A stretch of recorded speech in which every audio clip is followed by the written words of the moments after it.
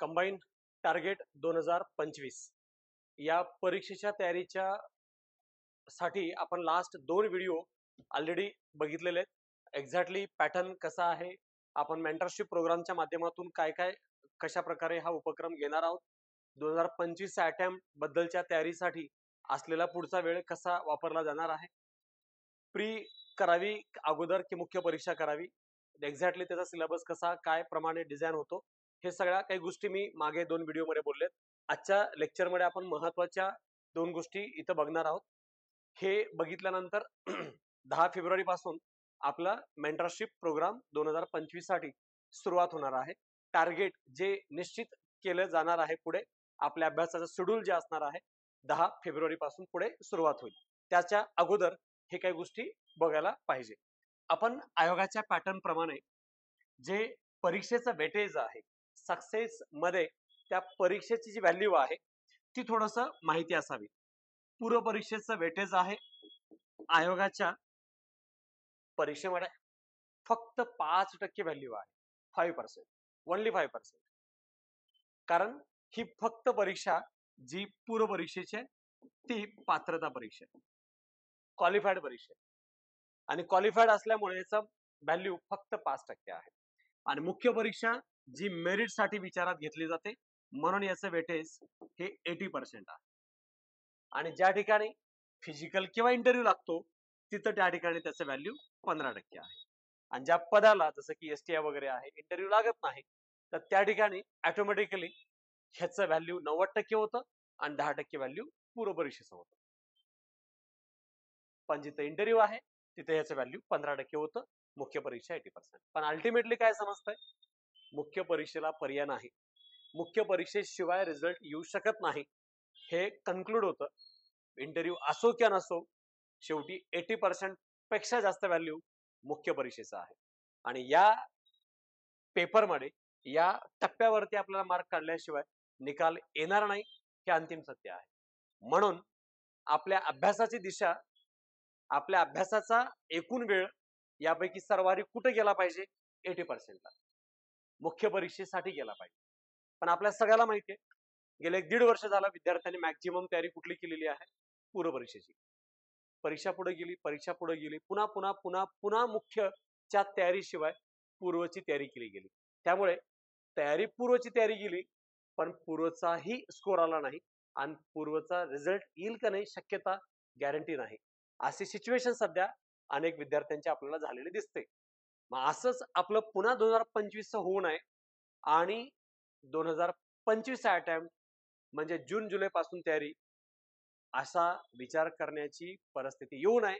जर final result पाहिजे असेल तर आपल्याला मुख्यचा अभ्यास अगोदर करावा लागेल, त्याशिवाय आउटपुट निघणार नाही ह्याची जाणीव करून देणे। आणि मॅक्झिमम विद्यार्थी जे करतात चूक, ती चूक मी दाखवून देण्याचा प्रयत्न या ठिकाणी करतोय। पूर्व परीक्षेसाठी विद्यार्थी जे आपला वेळ देतो तो वेळ देतो पूर्व परीक्षेसाठी 80%, जे चुकीचं आहे। पूर्व मुख्य परीक्षेसाठी वेळ देतो तो 20%, जेव्हा प्रीचा रिझल्ट लागायचा टाइम बाकी असतो त्या दरम्यान तो 10-20% वाचतो। जसं की आता फेब्रुवारी मध्ये परीक्षा झाली तर निकाल लागेपर्यंत या 2 महिन्यामध्ये 20% वेळ विद्यार्थी देत असतो मुख्य परीक्षेच्या अभ्यासासाठी। पण हा वेळ सफिशियंट नाही आणि आपण पुढे अभ्यास करायचा प्रश्नच येत नाही, कारण प्रीचा रिझल्ट लागला नसतो। पण प्रीचा रिझल्ट लागलाच पाहिजे आपल्या बाजूनं, या पॉइंट ऑफ व्ह्यू आपण अगोदर केली पाहिजे तयारी मुख्यची। विषय समजला? ज्या परीक्षेचं वेटेज 5% आहे, ज्या पेपरचं वेटेज 5% आहे, त्याला विद्यार्थी 80% वेळ देतो। ज्याचा वेटेज 80% आहे त्याला विद्यार्थी 20% वेळ देतो। रिझल्ट कसा येईल? फायनल रिझल्ट कसा येईल? फायनल रिझल्ट पाहिजे असेल तर फायनल तयारी असली आपली, मुख्यतः भर कशावर पाहिजे, मुख्य परीक्षेच्या पॉइंट ऑफ व्ह्यू। म्हणून आपल्या तयारीची प्रायोरिटी बदलावी लागेल, त्याशिवाय फायनल रिझल्ट कडे आपण जाण्याचा प्रश्न येत नाही। आणि बघता बघता वेळ कसा पूर्व आणि मुख्यचा निघून जातो हे आपल्याला कल्पनाही करवत नाही याची एक इंटिमेशन अंदाज मी तुम्हाला देण्याच्या पॉइंट ऑफ व्ह्यू हे इथं प्रपोर्शन सांगितलंय. आता याप्रमाणे तुम्हाला याच्याबद्दलची ओळख करून देतोय हे कसं आहे त्या प्रायोरिटी प्रमाणे.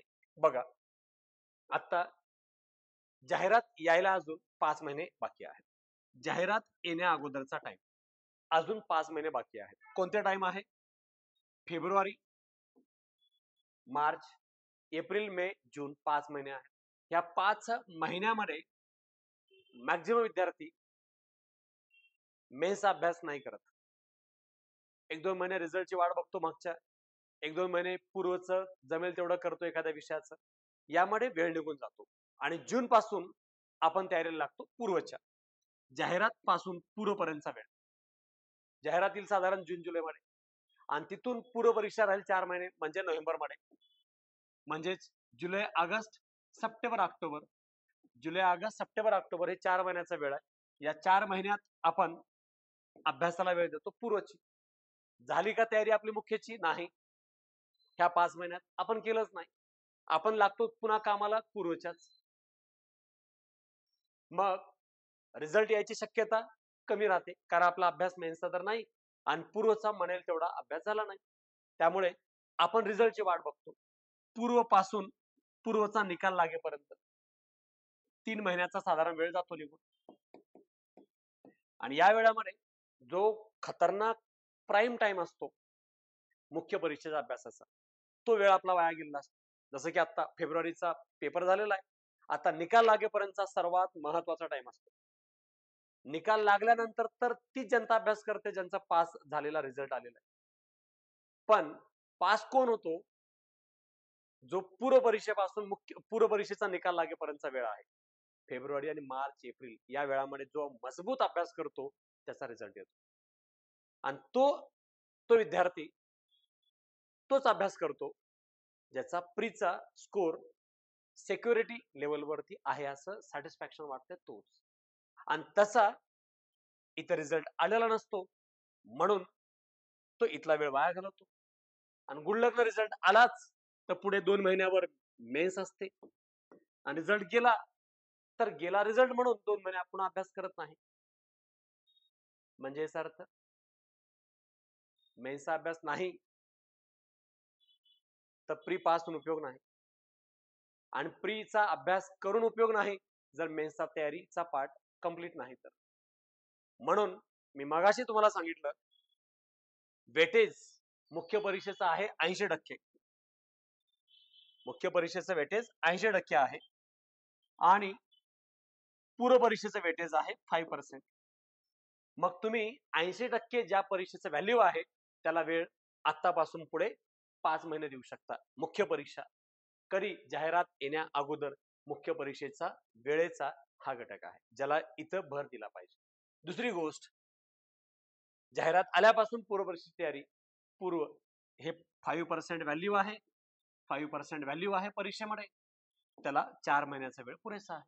आणि इथं मुख्य परीक्षेचा पेपर 1 व 2 तयारी केल्यामुळे आपला इथलाही अभ्यास कंप्लीट बेस्ट व्हायला लागतो.